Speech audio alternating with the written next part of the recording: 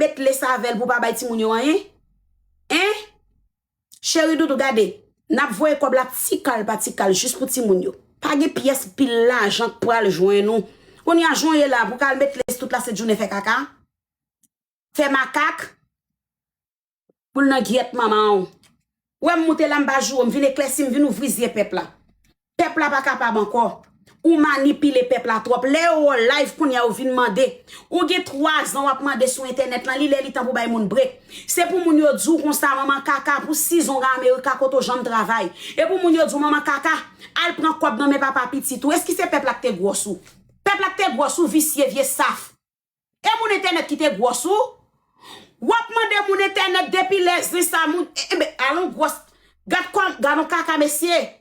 Papa ti moun yo vle occuper ti moun yo fi a fait ti moun yo tourner ti pauvre nan mande toute journée fiancé là la plaquer ti moun yo nan figi moun yo manipuler moun yo moun yo fatigué moun yo gen problème pa yo c'est pour moun yo mayen djou pour qui soit pas prend quoi nan mais papa ti moun yo si moun gen bon sens c'est pour moun yo djou kon sa que sou pas besoin zozo dodo qui pour qui soit pas vle prend quoi nan mais dodo si dodo pas vle occuper ti moun yo pour qui soit pas les dodo dans l'état nous dans grand pays c'est peuple là qui gare c'est zio poko fin clair ou dit dodo pas vle occuper ti moun pas vrai mais si dodo pas vle occuper ti moun gen l'état pour ça ou tellement manipuler peuple là ou tellement rizaise ou vle faire pour vle lever peuple là si un garçon pas vle occuper petite nan men ou gen l'état ou fait garçon marcher ou fait l'occuper au bail mes chéris li li temps pour zier peuple à calé